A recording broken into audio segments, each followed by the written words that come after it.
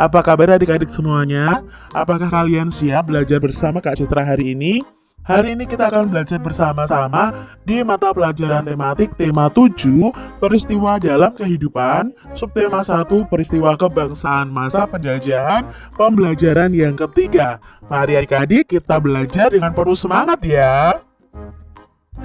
Berbagai kebijakan pemerintahan kolonial telah menyengsarakan rakyat Indonesia.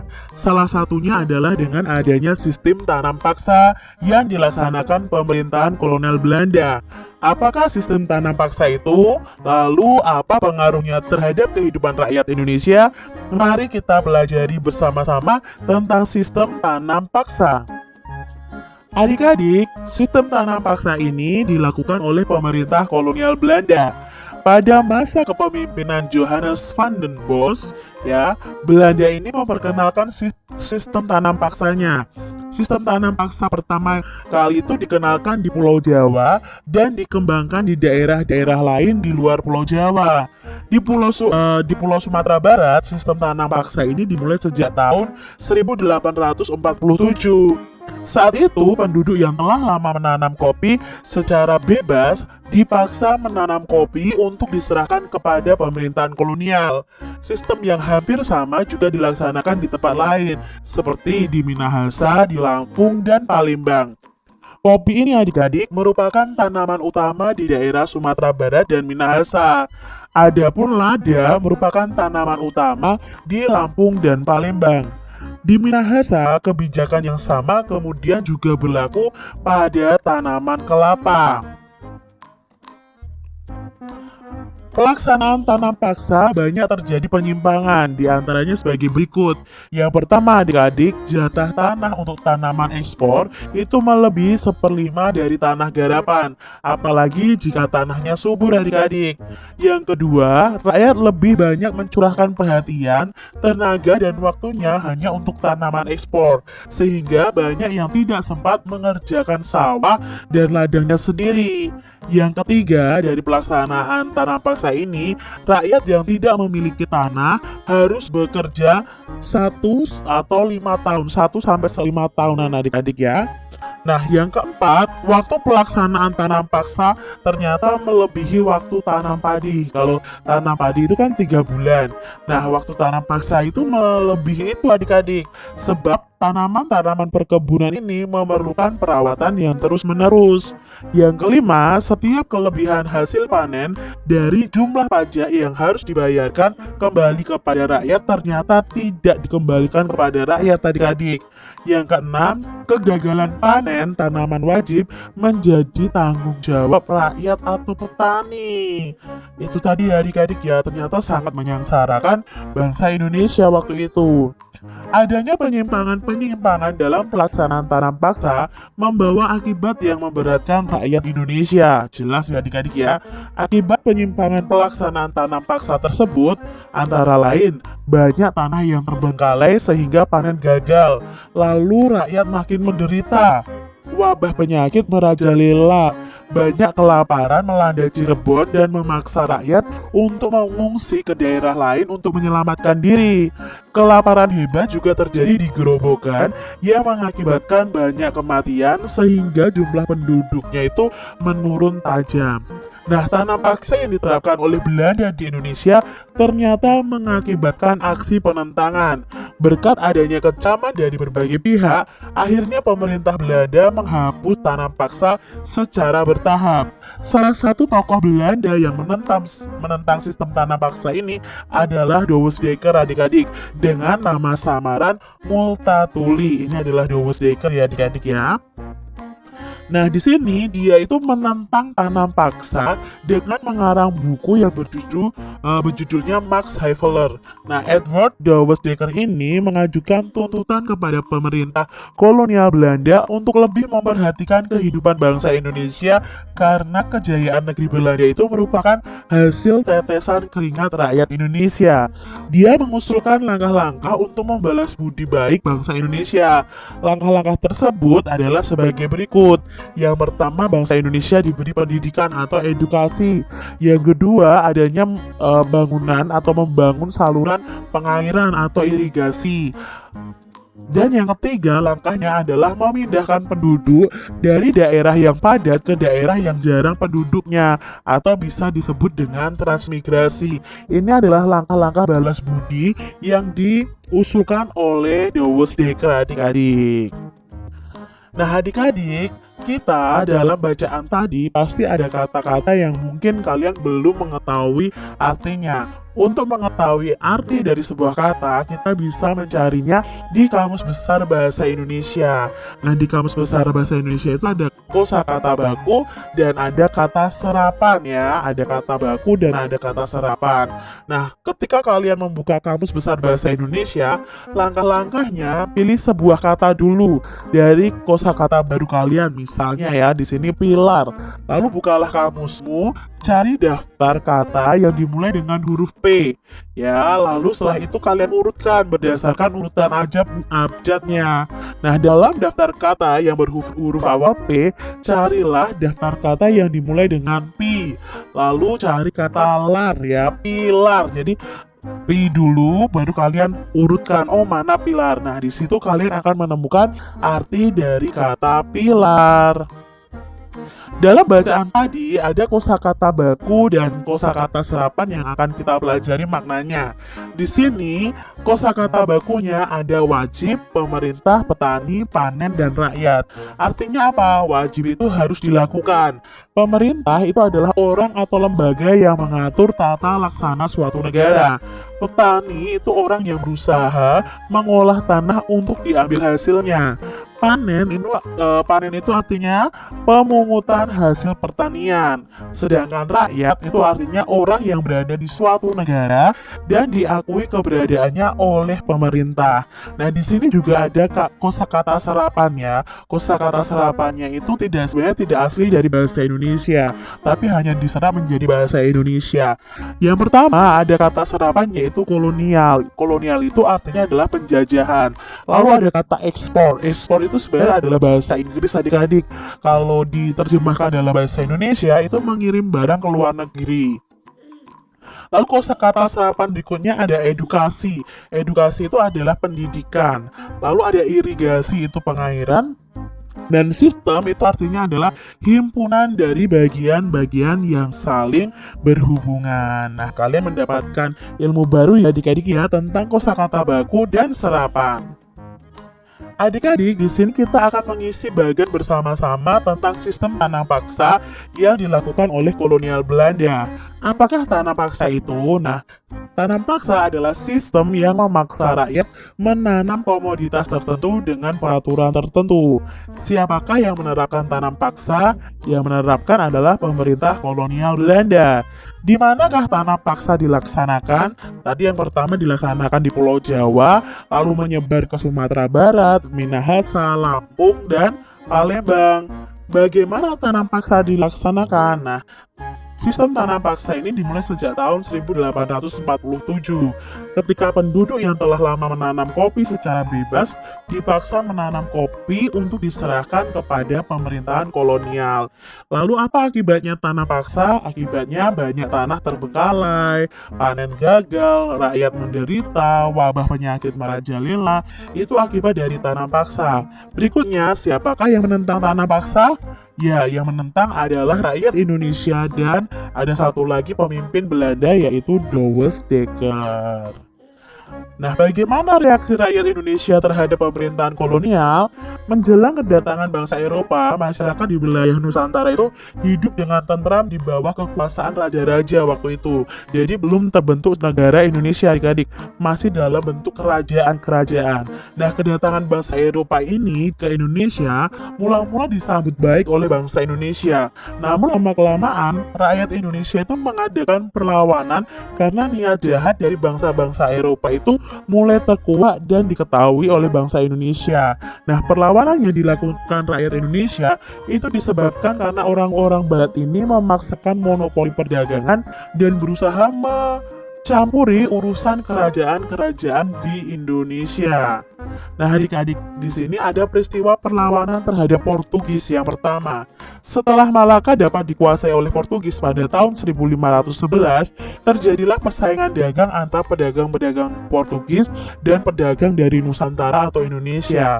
Nah, Portugis ini ingin menguasai perdagangan, maka terjadilah perlawanan terhadap Portugis. Nah, perlawanan tersebut antara lain yang pertama oleh Sultan Ali Muhayyad Shah ya, berhasil membebaskan Aceh dari upaya penguasaan bangsa Portugis.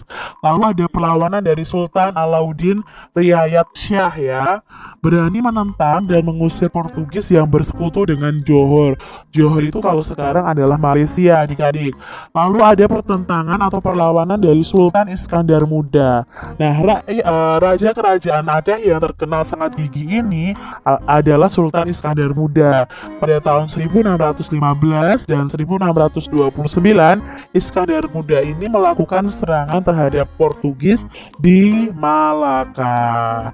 Nah, pada awalnya Portugis itu diterima baik oleh raja setempat dan diizinkan mendirikan benteng. Namun lama-kelamaan nih, ya kalau tadi kan di Aceh, sekarang ini adik-adik di Maluku nih adik-adik ya. Namun lama-kelamaan rakyat Ternate ini mengadakan perlawanan karena Portugis ini serakah adik-adik, ikut campur dalam pemerintahan, membenci agama rakyat Ternate dan bersikap sewenang-wenang. Rakyat Ternate dipimpin oleh Sultan Hairun bersatu dengan Tidore melawan Portugis, sehingga Portugisnya terdesak, dan pada waktu terdesak Portugis mendatangkan bantuan dari Malaka yang dipimpin oleh Anthony Galvo, sehingga Portugis itu mampu bertahan di Maluku. Lalu pada tahun 1565, rakyat Ternate itu bangkit kembali adik-adik di bawah pimpinan Sultan Hairun. Lalu Portugis berusaha menangkap Sultan Hairun, tetapi rakyat bangkit untuk melawan Portugis ini dan berhasil membebaskan Sultan Hairun dan tawanan lainnya. Akan tetapi adik-adik, Portugis ini melakukan tindakan licik dengan mengajak Sultan Hairun berunding. Dalam perundingan, Sultan Hairun itu ditangkap dan dibunuh. Nah, perlawanan rakyat Ternate ini dilakukan di bawah pimpinan Sultan Baabullah. Nah, Sultan Baabullah ini adalah putra dari Sultan Hairun. Pada tahun 1574, benteng Portugis dapat direbut, kemudian Portugis menyingkir ke Hitu dan akhirnya menguasai dan menetap di Timor Timur sampai tahun 1975. Itu tadi ya perjuangan peristiwa melawan Portugis adik-adik. Nah, peristiwa perlawanan terhadap Portugis itu alasannya apa? Kenapa Ternate itu melakukan perlawanan? Ya, Ternate melakukan perlawanan karena Portugis ini serakah, selalu ikut campur dalam pemerintahan Ternate, membenci agama rakyat Ternate, dan bersikap sewenang-wenang. Lalu pemimpin rakyat Aceh dan Ternate yang melakukan perlawanan itu siapa? Nah, tadi yang di Aceh itu ada Sultan Ali Muhayyad Shah dan Sultan Alauddin Riayat Shah dan Sultan Iskandar Muda. Serta di Ternate itu ada Sultan Hairun dan Sultan Baabullah. Lalu hasil perlawanannya apa? Nah, hasil perlawanannya Aceh itu berhasil membebaskan Aceh dari penguasaan bangsa Portugis, mengusir Portugis yang bersekutu dengan Johor. Sedangkan hasilnya untuk yang di Ternate tadi, benteng Portugis akhirnya bisa direbut, kemudian Portugis menyingkir ke Hitu, dan akhirnya Portugis menguasai dan menetap di Timor Timur. Nah, sekarang itu nama negaranya adalah Timor Leste yang sudah keluar dari negara kita adik-adik. Berikutnya adik-adik, kita akan belajar peristiwa perlawanan terhadap Belanda. Nah, berikut adalah tokoh-tokoh dari beberapa daerah yang memimpin perlawanan terhadap Belanda. Ada Sultan Hasanuddin, ada Pangeran Antasari, Patimura, dan lain sebagainya. Kita akan pelajari satu persatu ya adik-adik ya. Nah, adik-adik, kalian bisa mencari informasi tentang para pahlawan tadi yang ada di atas tadi dengan membuat bagan seperti di bawah ini. siapa nama tokohnya, asal daerahnya, alasan melakukan perlawanan, lalu bentuk-bentuk perlawanannya apa, dan hasil perlawanannya apa saja. Kak Citra tidak akan membuat tabel seperti ini, tapi Kak Citra akan menjelaskan satu persatu tokoh dari para pahlawan itu. Yang pertama adalah Sultan Hasanuddin. Nah, Sultan Hasanuddin ini asal daerahnya dari Goa, Sulawesi Selatan ya. Alasan melakukan perlawanan apa? Sultan Hasanuddin ini melakukan perlawanan terhadap Belanda atau VOC itu karena apa? Upaya dari VOC atau Belanda ini ingin menguasai Goa, terutama untuk pelabuhan Somba Opu untuk menerapkan sistem monopoli perdagangan. Lalu VOC ini melakukan tindakan provokatif dalam memblokade pelabuhan, ya pelabuhan dari Somba Opu tadi dengan memburu, menangkap dan merusak perahu-perahu orang-orang Bugis, Makassar dan yang lainnya untuk melemahkan posisi Goa. Nah, VOC ini melakukan taktik adu domba adik-adik ya, sukanya mengadu domba. Nah, di sini bentuk perlawanannya apa? Sultan Hasanuddin mempersiapkan benteng pertahanan di sepanjang pantai, serta melakukan kerjasama dengan beberapa sekutu Goa untuk melawan VOC. Nah, pada tahun 1668, Sultan Hasanuddin ini menggerakkan kekuatan rakyatnya untuk kembali melawan kesewenang-wenangan VOC, namun berhasil dikalahkan oleh VOC adik-adik. Hasil perlawanannya apa? Ya, Sultan Hasanuddin mengalami kekalahan atau kegagalan, terpaksa mengikuti perjanjian Bongaya tahun 1667 dengan mengakui adanya VOC di Goa adik-adik ya. Ternyata perjuangan Sultan Hasanuddin mengalami kegagalan juga. Berikutnya ada Pangeran Antasari. Nah, Pangeran Antasari ini asal daerahnya adalah Kayu Tangi, Kesultanan Banjar, Kalimantan Selatan. Nah, adik-adik, alasan melakukan perlawanan apa? Karena pertama, Belanda itu melakukan monopoli dagang dalam Kesultanan Banjar, lalu menyempitnya wilayah kekuasaan Banjar karena perjanjian dengan Belanda, dan Belanda ini turut campur dalam pemerintahan Banjar, termasuk dalam pemilihan pemimpin Banjar. Nah, rakyat Banjar menderita akibat perlakuan sewenang-wenang dari Belanda, termasuk kerja paksa yang diterapkan oleh Belanda. Lalu apa bentuk perlawanannya? Pada tanggal 25 April 1859, Pangeran Antasari ini bersama 300 prajuritnya menyerang tambang batu bara beserta perumahan milik Belanda yang ada di sekitarnya dengan cara dibakar. Lalu yang kedua, melakukan penyerangan ke perkebunan milik Belanda di Gunung Jabok, Kalangan, dan Bangkal. Lalu merebut benteng Pengaron serta mengambil alih tambang Nassau Orange milik Belanda. Lalu perjuangannya dari Antasari ini melakukan penyerangan ke pos-pos Belanda di Martapura, Hulu Sungai, dan lain sebagainya. Lalu melakukan perang gerilya adik-adik dan membuat kerajaan yang disertai dengan benteng di pedalaman. Lalu Pangeran Antasari ini juga melakukan penyelundupan senjata untuk mempersenjatai pasukannya. Dan hasil perlawanannya apa? Ternyata Pangeran Antasari ini walaupun banyak sekali bentuk perlawanannya juga mengalami kekalahan. Pangeran Antasari meninggal pada usia 75 tahun. Namun perlawanan terus berlangsung hingga beberapa tahun setelah Pangeran Antasari meninggal. Berikutnya ada Patimura. Nah, Patimura ini berasal dari Maluku. Alasannya melakukan perlawanan apa? Karena pemecatan para guru di Maluku dengan dalih penghematan, dan Belanda tidak mau membayar hasil bumi rakyat Maluku. Kegiatan monopoli di Maluku oleh Belanda, rusaknya tata ekonomi dan pola perdagangan bebas di Maluku akibat kedatangan dari Belanda tadi. Kebijakan Belanda yang memberatkan dan menyengsarakan, serta kerja paksa dan penyerahan paksa dari hasil rakyat. Ini alasannya dia melakukan perlawanan adik-adik. Lalu bentuk perlawanannya apa? Ya, ini melakukan serangkaian pertemuan rahasia di Pulau Haruku, pulau yang dihuni mayoritas orang Islam, lalu Pulau Saparua yang mayoritas dihuni oleh orang Kristen, dan di hutan kayu putih guna menyeragamkan pemikiran bahwa masyarakat Maluku tidak ingin menderita lagi di bawah kekuasaan Belanda.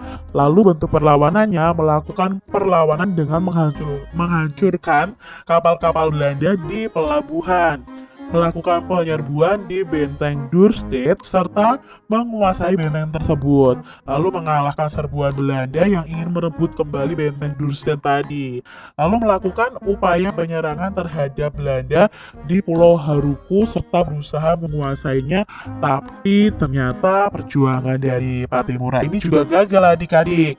Nah, hasil perlawanannya apa?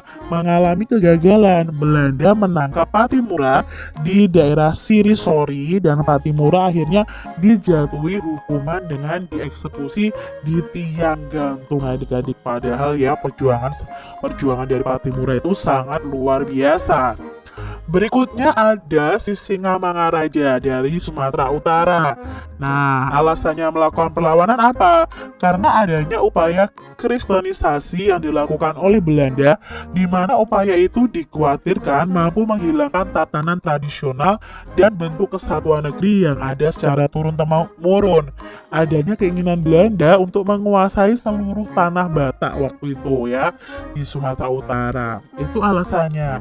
Nah, bentuk perlawanannya apa? Melakukan kampanye keliling adik-adik, menghimbau masyarakat agar mengusir para Zending yang memaksakan agama Kristen kepada penduduknya pada waktu itu. Lalu mengusir para Zending dan melakukan penyerbuan dan pembakaran terhadap pos-pos Zending. Lalu melakukan perlawanan terhadap gerakan pasukan Belanda di Baal Batu dan mempersiapkan benteng pertahanan berupa benteng alam.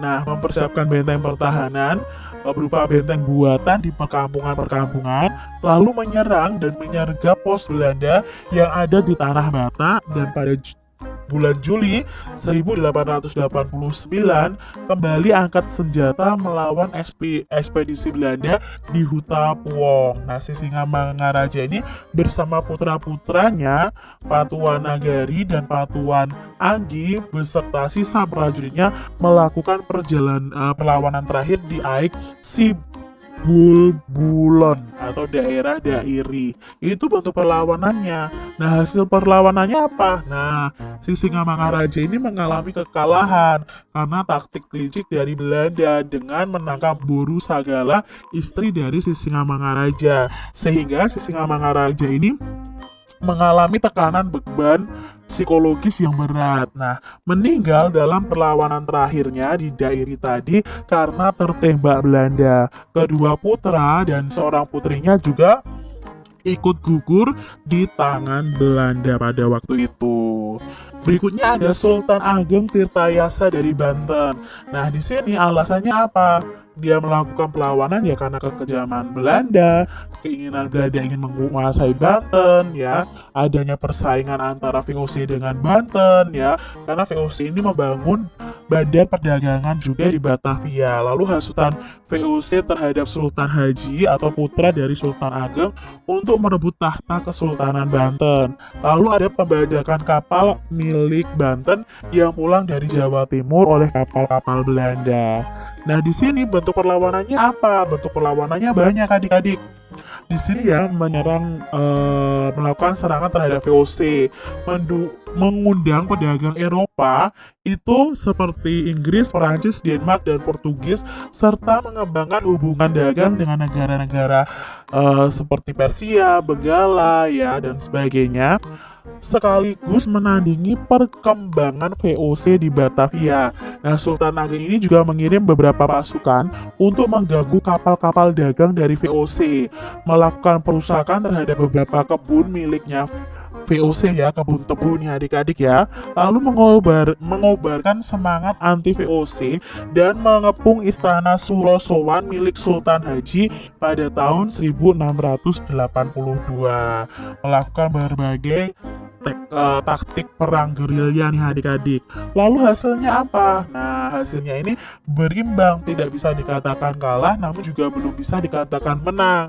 Pada tahun 1683, Sultan Ageng ini berhasil ditangkap oleh VOC dengan tipu muslihat.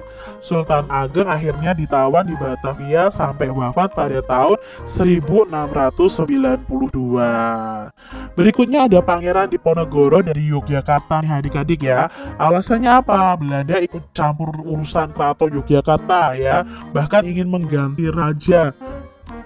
Berikutnya, rusaknya adat istiadat dan kehidupan beragama karena campur tangan Belanda.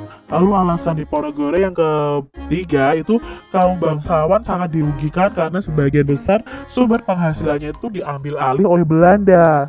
Rakyatnya makin menderita karena banyaknya pajak yang harus dibayar kepada Belanda dan pemasangan patok-patok jalan yang sengaja mengenai atau melewati makam leluhur dari Pangeran Diponegoro. Nah, akhirnya Pangeran Diponegoro ini melakukan perlawanan. Apa perlawanannya? Nah, bersama pasukannya melarikan diri ke arah Tegarejo untuk menghindari usaha penangkapan, menjadikan Gua Selarong itu sebagai basis dalam menentukan setiap perlawanan perang gerilya, melakukan berbagai perang gerilya, ya, serta melakukan perlawanan yang besar ketika musim hujan tiba, adik-adik, karena senjata Belanda itu menjadi kurang kemampuannya ketika musim hujan, menjadikan Kiai Mojo sebagai guru spiritualnya, ya, serta berkoordinasi dengan Pakubuwono yang ke-6 serta Raden Tumenggung Pawirodikdoyo, Bupati Gagatan, untuk melakukan perlawanan terhadap Belanda. Nah, di Pangeran Diponegoro ini juga memobilisasi para bandit profesional untuk ikut serta dalam perlawanan. Dia juga menentukan taktik dan strategi perang dengan sebaik mungkin berdasarkan informasi mengenai kekuatan musuh. Hasilnya apa dari perlawanannya? Dia mengalami kekalahan setelah 5 tahun berperang. Nah, Pangeran Diponegoro ini akhirnya ditangkap dengan tipu muslihat, lalu diasingkan di Manado, lalu dipindah ke Makassar. Berikutnya adalah Silas Papare. Nah, Silas Papare ini dari Papua, adik-adik. Alasannya melakukan perlawanan apa? Karena pada waktu itu Irian Barat itu dalam penjajahan Belanda. Belanda saja masih menjajah Irian Barat, padahal diketahui bahwa Indonesia telah menyatakan kemerdekaannya. Di sini bentuk perlawanannya apa? Berupaya untuk mempengaruhi batalion Papua atau Irian Barat pada waktu itu guna melakukan pemberontakan dan memerangi penjajahan Belanda. Pada bulan November 1946 mendirikan Partai Kemerdekaan Indonesia Iran atau PKII agar Irian Barat dapat bebas dari Belanda dan bergabung dengan Indonesia. Lalu Oktober 1949 di Yogyakarta, Silas Papare ini mendirikan Badan Perjuangan Irian di Yogyakarta dalam rangka membantu pemerintahan Republik Indonesia dan memasukkan wilayah Irian Barat itu menjadi wilayah Republik Indonesia. Dan Silas Papare ini membentuk Kompi Irian di lingkungan Mabes Angkatan Darat guna mempersiapkan diri untuk adanya perang terbuka. Nah, hasilnya perlawanannya berhasil.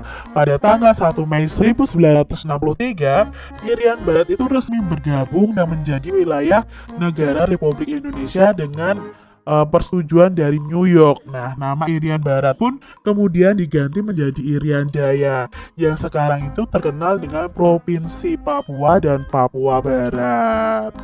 Banyak ya adik-adik ya informasinya hari ini tentang para pahlawan kita. Nah, perlawanan terhadap para penjajah di berbagai daerah tadi kan banyak mengalami kegagalan. Nah, salah satu sebabnya adalah perlawanan yang masih dilakukan itu bersifat kedaerahan dan secara sendiri-sendiri adik-adik. Dengan demikian, perlawanan itu tidak akan mudah dan mudah diadu domba oleh penjajah.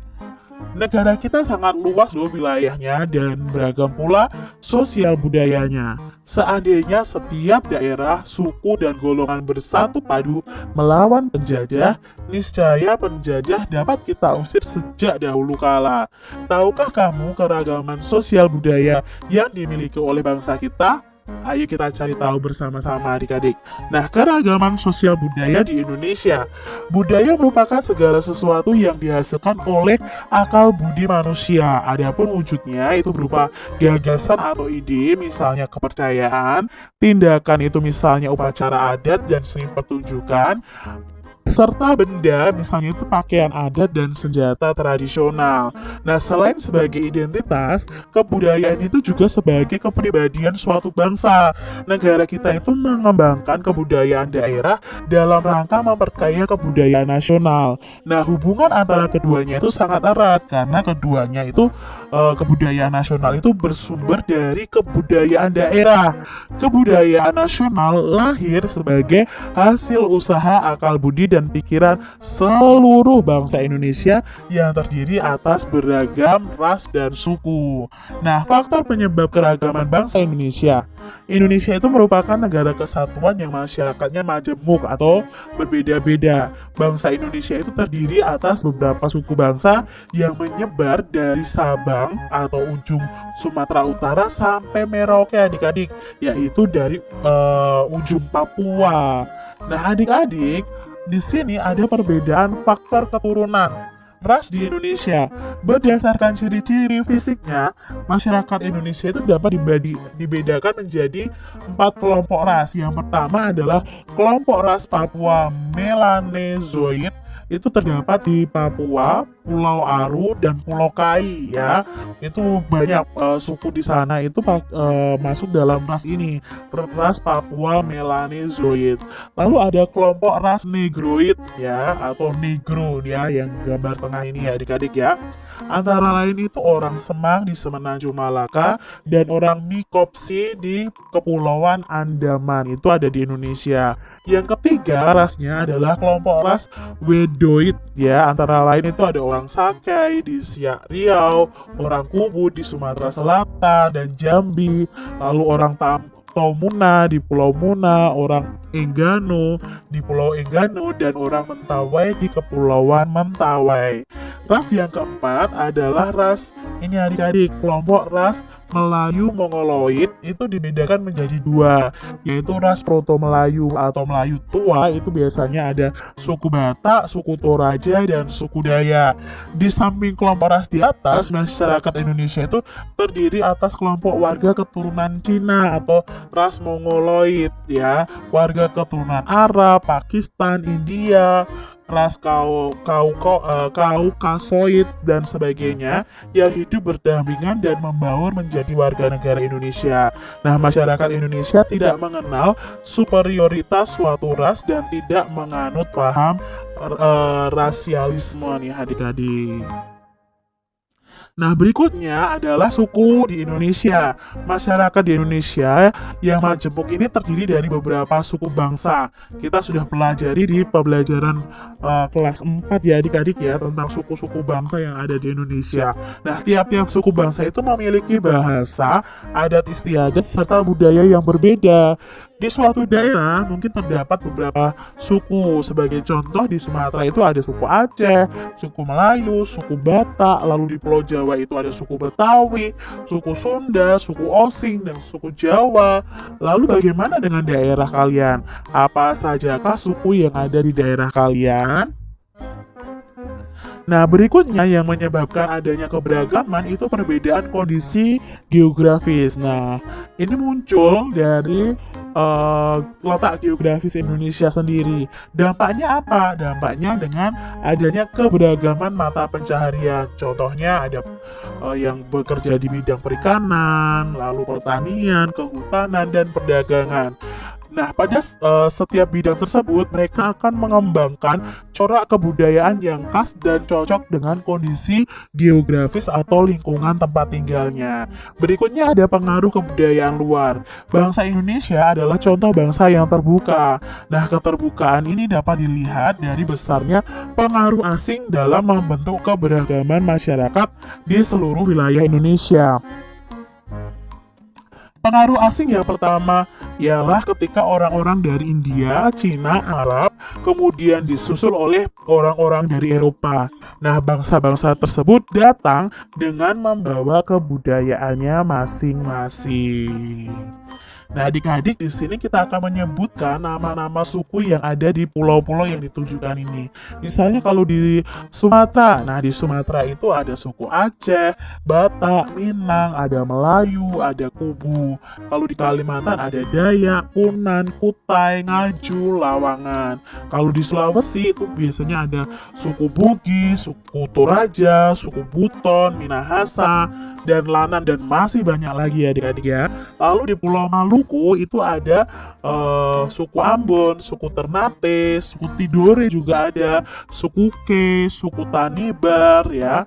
Lalu di Pulau Jawa itu ada suku Osing, suku Jawa, suku Madura, Betawi, Sunda, Tengger. Kalau di Bali dan Nusa Tenggara itu ada suku Bali, suku Sasak, suku Sumbawa, Alor, Flores. Sedangkan suku-suku yang ada di Papua itu contohnya ada Asmat, Dani, Sentani, Iban, dan Senggi. Dan masih banyak lagi adik-adik.